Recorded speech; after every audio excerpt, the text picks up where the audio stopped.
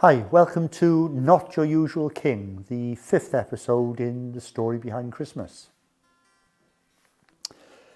We're nearing the end of our story, and last time we looked at Matthew's account of the events leading up to the birth of Jesus. Today we're going to start off by reading Luke's account of the birth of Jesus. Let's see what Luke has to say. And she gave birth to a firstborn son and wrapped him in swaddling clothes and laid him in a manger, because there was no place for them in the inn.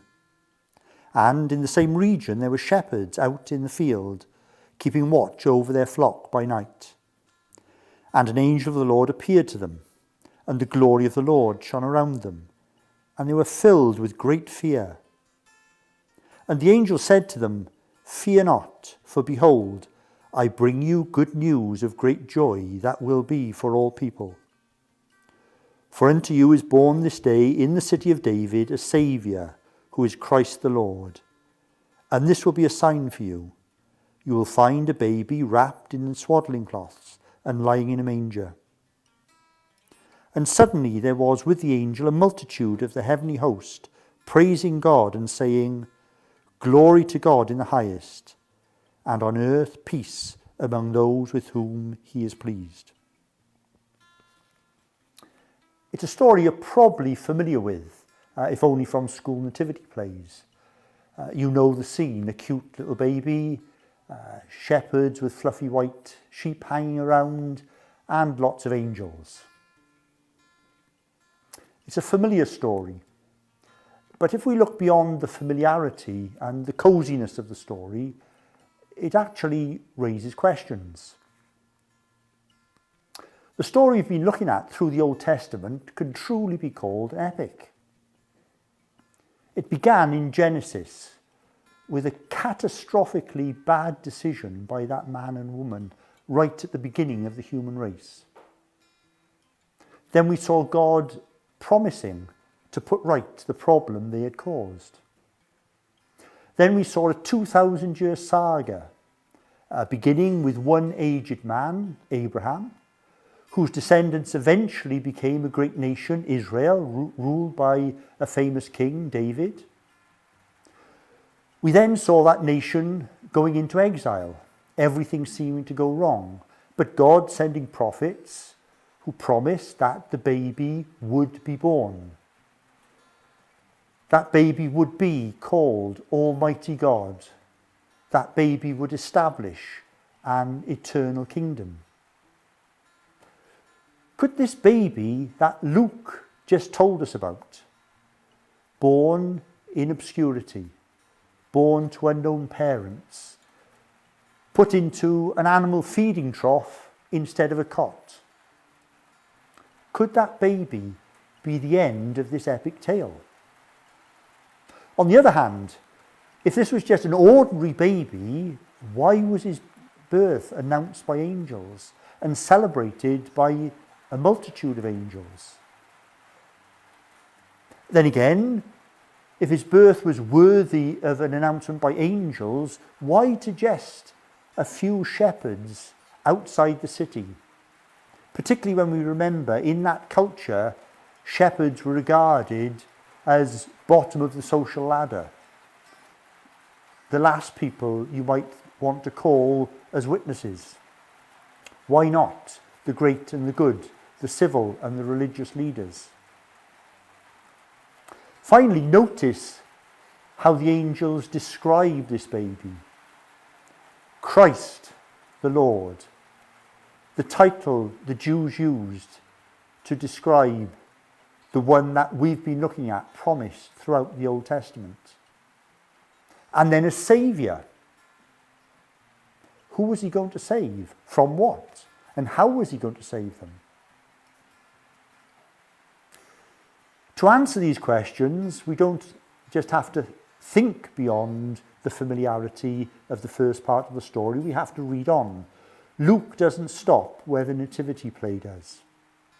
Let's read what happens next.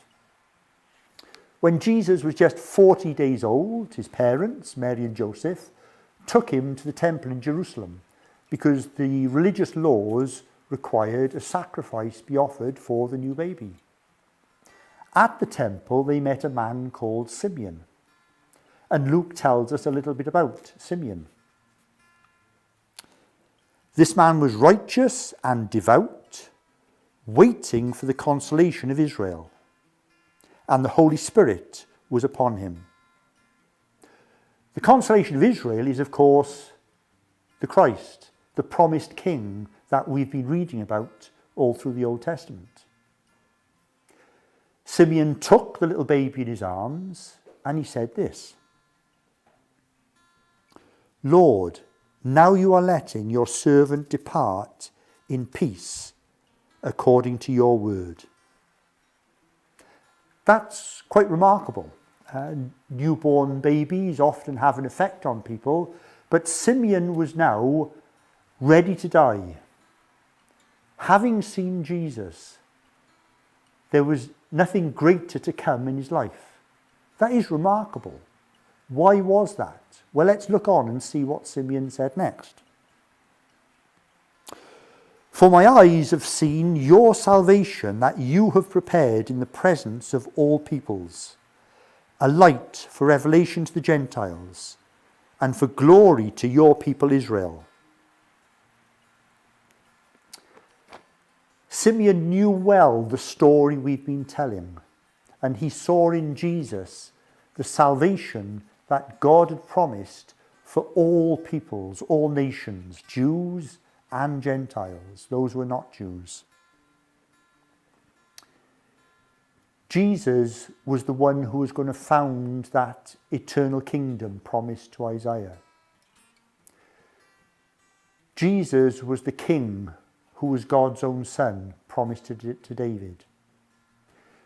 Jesus was the blessing for all nations, promised to Abraham. Jesus was the offspring of the woman, promised back in Genesis. Jesus was the one who came to save people from that catastrophic mistake right back at the beginning in Genesis. Jesus is the one who can restore that relationship between God and people. That's why this is the glorious good news of Christmas. But that wasn't the end of what Simeon had to say. And Simeon blessed them and said to Mary his mother, Behold, this child is appointed for the falling and rising of many in Israel, and for a sign that is opposed. And a sword will pierce through your own soul also, so that the thoughts of many hearts may be revealed. This is not quite so joyous, but important. Let's look at two particular points from what Simeon said there. Firstly, Jesus is for the rise and fall of many. He reveals the thoughts of our heart. He can rise us. He can raise us. We can acknowledge him as our King. We can be part of his eternal kingdom. We can be one of those he came to save. But of course, he can cause us to fall. We can reject him. We can continue to be king of our own lives. Of course, then we have to face the consequences. The consequences of rejecting God's rule of our life, but also the consequences of rejecting God's incredible grace in sending his own son to deal with the problem of that rejection. The second thing, Simeon said to Mary that a sword would pierce her soul. What could he mean by that? Well, we often think of Christmas in a very sentimental way. The story of the cute little baby. But we need to remember that this was actually the beginning of a short 33-year life. A life that would end in suffering and death on a Roman cross. A cross not a religious symbol, but an instrument of torture and execution. Simeon understood that this was the inevitable consequence of the Son of God stepping into a world that had rejected God. Jesus being Saviour is not an airy-fairy, abstract idea. Jesus the baby had to grow up to be Jesus the man who was willing to face for us the consequences of our disobedience, our rejection of God's rule. We're all born and we will all die. But Jesus specifically came into the world in order to die. This takes us right back to the very beginning of our story. Jesus died. Satan bruised his heel as promised back in Genesis. But Jesus rose from the dead. He bruised or crushed the head of Satan and all opposed to God. That is more or less the end of our story. But we have one more thing to consider in episode 6. How do we respond to Jesus and the story we have just been hearing? Thank you for listening.